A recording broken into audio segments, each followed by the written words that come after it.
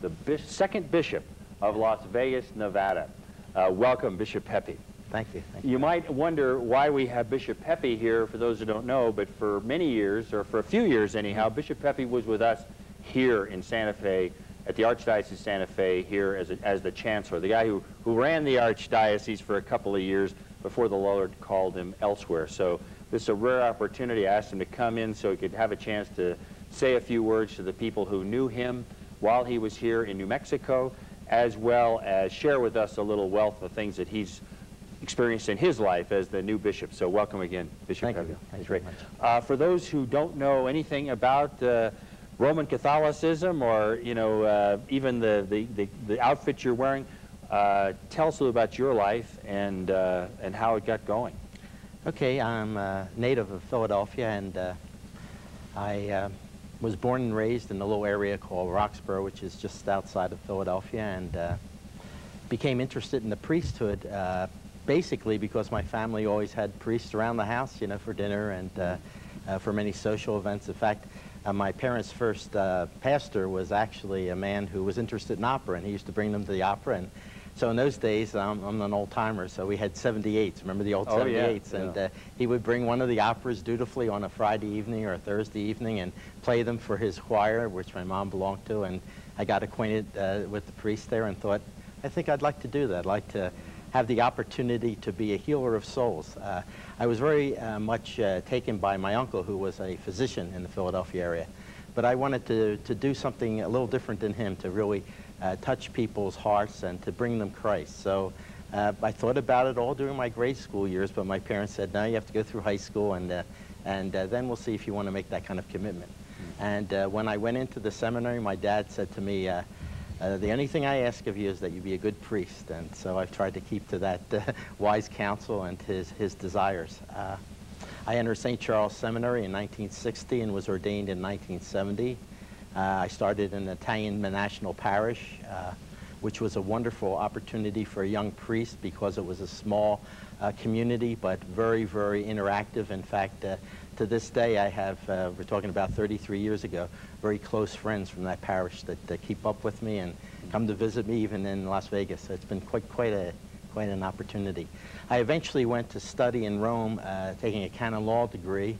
I came back and began working in the marriage tribunal, which in Philadelphia was a large tribunal, which basically deals with Catholics who find themselves in irregular unions. In other words, they've divorced and there's been an issue about them participating fully in the church. So the tribunal, through its program and through its process, helps to bring Catholics back into the active membership of the church. And that was a wonderful 23 years in the tribunal in Philadelphia, because it gave me an opportunity to really touch people's hearts where they hurt the most. Marriage that's broken up is a tragedy, and often it leaves a lot of scars. And so to be able to reach out and touch people and say, hey, welcome back. We really want you, and we want you to go on with your life. This is an opportunity to start again and get a good hold on your life, and I'm sure you're going to find success. And I've met so many people from those days that I counseled and talked to during that period that have thanked me for that opportunity, just to have a listening ear and someone to kind of help them to come back into the church.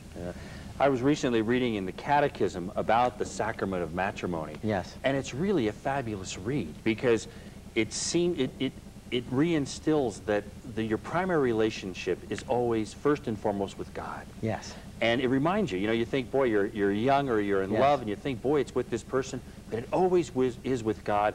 And it seems like then your relationship with yourself as a person vis-a-vis God, those are the first two important relationships, even more than with your parents or whatever. And then comes the relationship with your spouse. And the church is there really to support in that relationship, isn't it? That's right. Marriage really is a beautiful sacrament because it kind of concretely shows the love of Christ that he has for each other. Really, we are, when we're baptized, are brought into the image of Christ. We're told that. And the marriage sacrament basically gives us an opportunity to enrich that image through partners, the two partners. Because of the difference of backgrounds, the difference in sex, the difference in outlook and history in life, we have an opportunity to enrich our own personal lives through an encounter of Christ in the other person. So marriage gives us that opportunity and bonds us in the depth of the love of God, really. Yeah. People forget that it's actually designed to foster your spiritual life, isn't it? That's right. It should enrich you every day. If you meet somebody, I use my parents as an example. My father died of Alzheimer's about 3 years ago, but my mother's devotion at the end of his life, she never missed a day, first of all, of caring for him, and then when he went into a nursing home the last 8 months, the sisters and the people in the nursing home where she was said she never missed a day except for an ice storm because of her devotion and love. And you could see that love, even in spite of my father's Alzheimer's, growing deeper and deeper because he always appreciated her presence and understood that presence. And she always challenged him. He knew, even through everything that he went through, that he had a wife, that he had 2 children, and one of them was a priest, and the other was my sister, who was a dietitian. He would tell everybody. And he always remembered a little infant, a little 6-month baby who had been born prematurely. In these days, she would have lived as Mary. They had baptized her as Mary, and he remembered that so well. And it was amazing to see that bond of love growing in the most challenging time of their life. So that's what marriage is all about. Yeah. Well, that's just one of the 7 sacraments. We're not going to have enough time to go through all of them here, but it's the kind of thing that we want to share with you out there. If you're not a practicing Catholic, or you're not a Catholic at all, believe me, there's a lot more here than you're going to find in the newspaper. Yeah. You're never going to find God or find or help your spiritual life by just reading newspapers or watching television. But we're here to help you and encourage you in your spiritual life wherever it is. And that's why I've asked Bishop Pepe to come in and tell us a little about it, kind of from an insider's point of view, because he's now part of the hierarchy of the Catholic Church, and that means quite a bit. We want to find out a little bit about that from you. So you came here. Before we get to that, though, tell us about how you got to New Mexico. Okay. What happened was I was obviously working in Philadelphia, and I had already become Vice Chancellor, which would have been part of the administration of the diocese, and then Chancellor. So I left the Marriage Tribunal to begin that work as Chancellor and Vice Chancellor. And then I was given a small parish, and in that time, when I was working at a small parish, Archbishop Sheehan was assigned here, appointed here. And one of the things he wanted to do was reorganize his Marriage Tribunal. So he called and inquired of Cardinal Bevilacqua whether he had heard my name. He asked if I could come out and help him. The Cardinal gave permission, and I ended up working out here for 5 years in the Chancery. And at that time, then the Chancellor, who is the second in command here, asked if I would mind taking over his job because I had some experience in that. Who was that? I said, sure. That would be Father Alona, Richard Alona, pastor of Risen Savior. Yeah. And so I said I would accept. I thought I would be going back a little earlier to Philadelphia, but I would accept. And so I began to have a tremendous experience in the wealth of the heritage here, the legacy of those 400 years of Catholicism in New Mexico. And I have to say, every time that I went to a parish to help out or to be involved in administering the confirmation, it was just a wonderful experience to be with the people here. Their warmth, their welcoming, their hospitality was always something that I've treasured, and I have a lot of friends because Las Vegas obviously is a place where a lot of people come in and out, and invariably at our cathedral where there's a lot of tourists, I always meet somebody that says, Bishop, you were in our community, and my nephew or my cousin or my uncle just wants to give you a message to say hello. So, you know, it's really wonderful to have that touch, and that's the bond of Catholicism, really, the bond of faith, you know, that lasts all those years, and through wherever you are, you always have friends. You know, you can't, I don't know if you can feel it at home, but I can actually feel what he's sharing with us today here on the set. It seems that the people really enrich your lives, don't they? Yes, they do. One of the things you learn very quickly, again, it's like the marriage bond. It is the people who are in the image of Christ, who are struggling with the day-to-day, what would you say, challenges and probably difficulties and problems and sometimes tragedies in their life that enrich you because they see beyond the moment. They see what Christ is calling to them, calling them to, and they feel and sense the love of Christ's presence. And often people who have had sudden deaths in their family or some type of unexpected illness will tell me over and over again about the fact that they really feel a sense of the comfort of Christ and what he's asking them to do, to carry sometimes a very difficult cross. And it's beautiful to see. I have a story of when I was a young priest. I had been teaching high school that was one of the other jobs I had. Yeah, what did you teach? I taught, believe it or not, I taught a junior year religious, what would it be, kind of a culture, religious culture type of program. And I also, because I had a science background, I was studying for my master's in biology. I had what they call introductory physical science. Oh, yeah. So I did that. But anyway, I was called to the hospital one day, and I walked into the intensive care unit, and the nurse said, there'll be 3 or 4 patients here. We don't think they will live through the night, so I think you should anoint them. So I went into this man, and I said the prayers of anointing of the sick, which is one of our sacraments, which which brings comfort and also brings a sense of forgiveness of sins, and does bring the sense of forgiveness of sins to the person who's receiving the sacrament. And I anointed this man, and he opened his eyes, and he said, "Gee, I'd like to thank you very much, Father, for anointing me and for your prayers and everything." So I walked out. I went to the intensive care nurse, and I said to her, "Gee, that was nice. That man thanked me for anointing him." And she said, "That's impossible. He's been comatose for days." For how many days? For days. Oh, gee. And he came out of his coma? Came out of his coma just to thank me for the sacrament, yeah. You know, it's people tend to forget, you know. I mean, today there's, all you see in the newspapers is negative charges about the priesthood. But you guys are there at the most delicate times in people's lives. I mean, when people are faced with life-threatening situations, or after the person has died and you're there to console the family. What's that like, Father?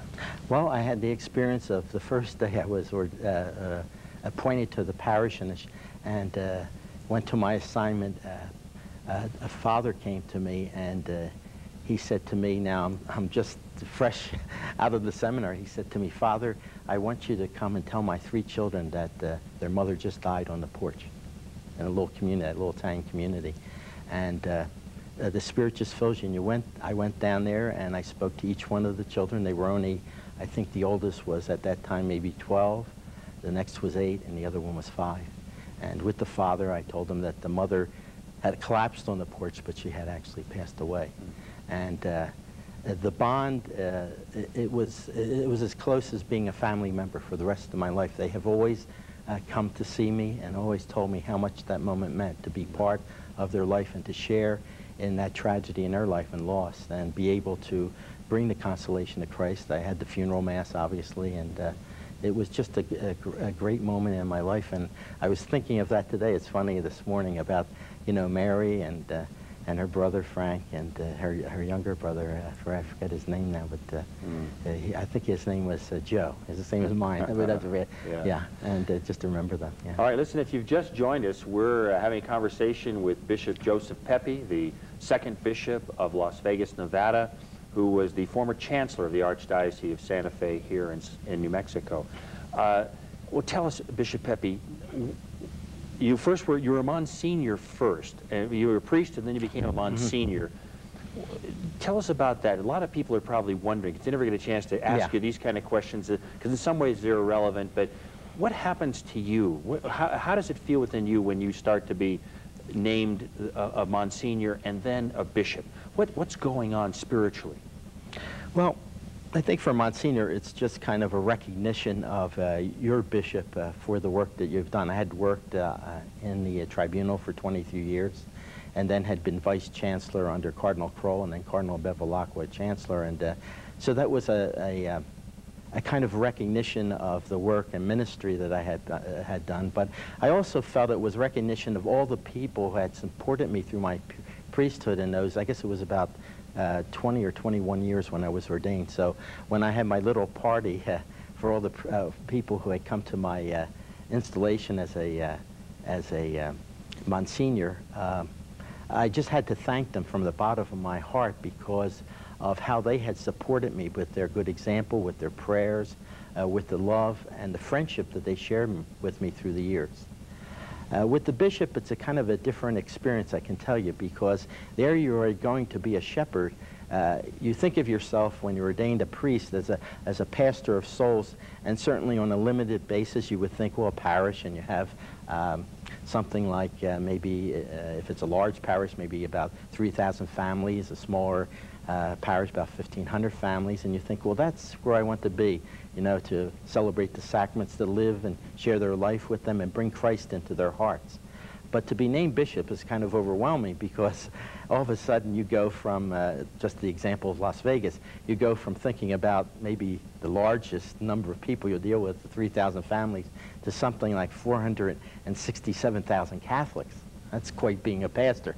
And so it's kind of overwhelming and humbling. Obviously, the Pope personally names you, so you feel kind of overwhelmed by the fact that he would choose you out of many, many priests throughout the world to do this type of ministry and be a shepherd of a flock that certainly is growing leaps and bounds and has tremendous challenges in Las Vegas. I can imagine. Yeah. How does a man, I mean, it's a mystery in how somebody becomes a priest. Yes. They're called a priesthood, and then you find the ministries that you're asked to do and that you're drawn to, and you certainly don't go to seminary having any idea you're going to be working in the tribunal or do that kind of thing, and then all of a sudden, and you've been, except for your time in Rome, you were at home in Philadelphia for all those years, then you're asked to come out west, you know, and you're here in New Mexico, you don't know anyone, and then you've taken this responsibility and you're shouldering a major responsibility for the Archdiocese and the people here. And now you're going farther west, and you are that shepherd for 4 million, did you say? No, 497,000 Catholics. Yeah, Catholics. We have about 1.4 million in the valley there. But you represent the Roman Catholic Church to everybody there, and then also you have to take your place and shoulder the burden of the Catholic Church as a bishop and a member of the Bishops' Conference. That's right. What's that like? Okay. The Bishops' Conference is interesting in that you are dealing with the universal church. And I think for me personally, one of the most important things that I was welcomed to was several committees, which I'm on. One is the Campaign for Human Development, or human development. And basically what we're doing there is trying, first of all, to be conscious of about 33 million people who are in poverty in the United States today, of which 1 in 6 are children. So that's quite a devastating statistic. And every 53 minutes, a young child passes away because they're in poverty and can't get the medical care that they need. So that's another interesting fact. But right now we have a program of touring. It's a bicycle tour from San Francisco to Washington, and there's 23 participants, and it's called Break the Cycle of Poverty. And one of our own, this Ryan Hall, a young fella, is in that group. And I met them in Ely, Nevada, a couple weeks ago, and tremendously faith-filled people, all in diverse areas of life and everything. And so our Campaign for Human Development put that together. We also, just this past week, gave out something like 316 grants to different programs in the country that are interested in really dealing with the cause and the roots of poverty and changing that in their communities. I also am on the committee for women in society and in the church. And right now we're dealing with the whole area of collaboration of women with priests and also women's spirituality in the workplace. So that's pretty challenging.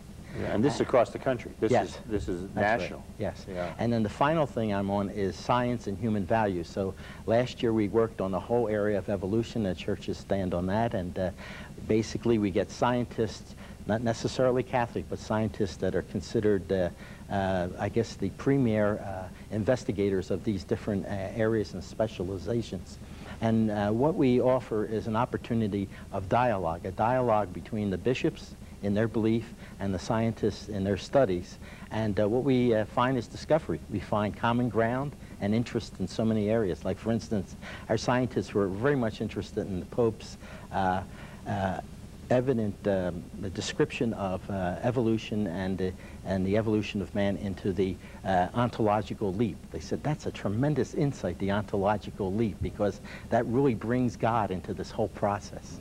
So, you know, that kind of discovery was really very refreshing for me when you're looking at scientists that look at everything as far as facts and causality and you know, cause and effect, that type of thing. So it was very, very interesting.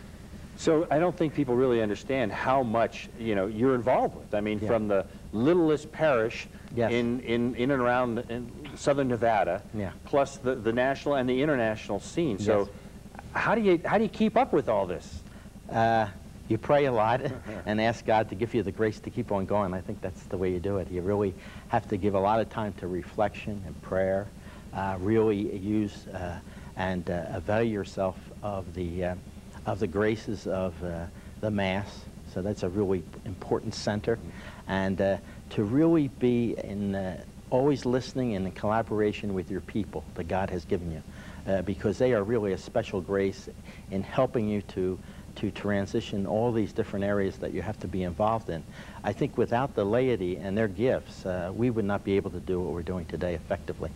Especially in a diocese like mine where I only have 25 of my own priests. Now I have 23 religious, and also another 20 priests or externs, priests that help us for a given number of years. But basically, we have a limited number of priests for those 400,000 Catholics. So the thing is that we really depend on the gifts and the talents and the commitment of our laity to do so much work for us. Yeah, it's amazing how that shift has really taken place. When you and I were boys, there probably was a lot of religious around. That's right. Of that, so we have that change. We only have a few minutes left, but I want you to take this opportunity to talk to people, Catholics and non-Catholics alike. This show is about promoting their spiritual life. Tell them, from your perspective, what the importance of the spiritual life is and why they should pay attention to it and foster it within themselves and in their families. I think as I thought about it, you had asked me about this maybe last comment. It seems to me that Jesus came along the shoreline there and he said to those men that were fishermen, "Come follow me." And I think he does that for each one of us. That Bible story is really for us. There's no change in his wanting us to come follow him and to really change our lives, to, as he said, pick up our cross and to follow him day by day. And that cross basically is living our vocation, our situation, our history in life, and accepting the fact that we have certain duties of love and that certain commitments of love that we have to work out over and over again in a very, very true and authentic way and be authentic to ourselves. And so I think that's what I would like to leave with your viewers today, that Christ does call us. Heed the call. Come. It's challenging. I mean, my 61 years as an individual could have never been as diverse in any other, I think, life than being a priest and being called into the commitment of following Christ more closely and really holding out my hand to bring that healing and power of Christ's love into others' lives. So thank you. Well, I also want to give you a chance to, if there are any young men out there who have given a thought to their spiritual life and they think they might have a possible vocation, they want to learn more about it, what advice would you have to them? Okay, what I've done is... and for the women who love them and support them, you know, that feel, yes, this young man might make a priest. I think what I would say is doing confirmation, I challenged, because we have so few priests in our diocese in Las Vegas, I challenged our young men to really take on the service of love. That service of love is really one which will enrich your lives and give you an opportunity to have a much more extensive family, and as you've heard from me, maybe even deeper a relationship with people because of Christ's love that you share with them. And certainly women, who should be thinking about religious life. We haven't heard much about that. That's also a great call, because I think we need that prophetic presence. I mean, I look at hospitals, we look at all the social services we have today, and if you go back, you'll find that some sister somewhere, some religious in Europe or in the United States, developed many of these programs that we just take for granted, and are sometimes government programs. But it was these sisters that had that prophetic vision and really led the church in spite of everything. They had hard times, but they led them and brought them to outreach to the poor, to the youth, to so many things that are part of we just take for granted today in our country. And so I call both young men and young women to that kind of vocational call. How about if they don't feel the call necessarily, they're also the brothers? I mean, you don't, yes, not every man is called to be a priest. Yeah, that's right. What about them? Certainly the brothers are very important, because in fact my CFO is a brother, and they make a commitment of a vowed life in which they bring that prophetic message into their particular specializations of education, such as the Christian Brothers or the Viatorian brother I have that specializes in the finances and everything. And they bring that commitment and love for the church that's so deep, and really helps the bishop to do much of his work in the diocese. So we're grateful for that.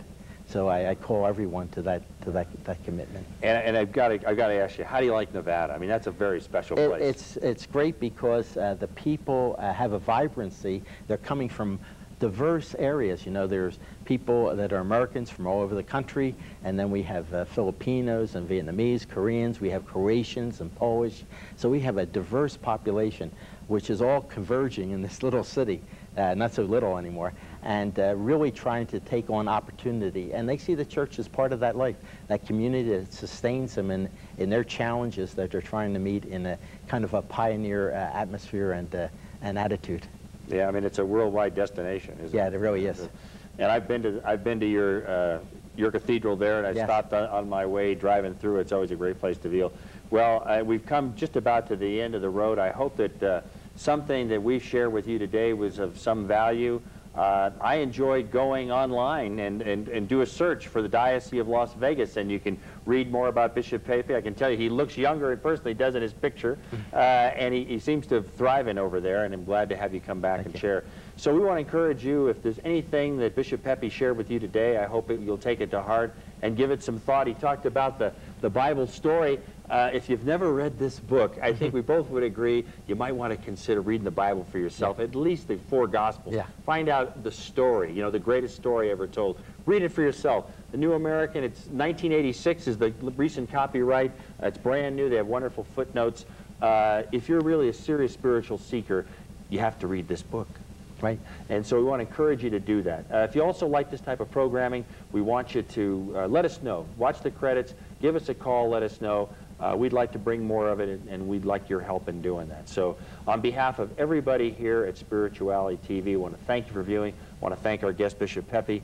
And thank you. And stay tuned next week at this time for another program on spirituality.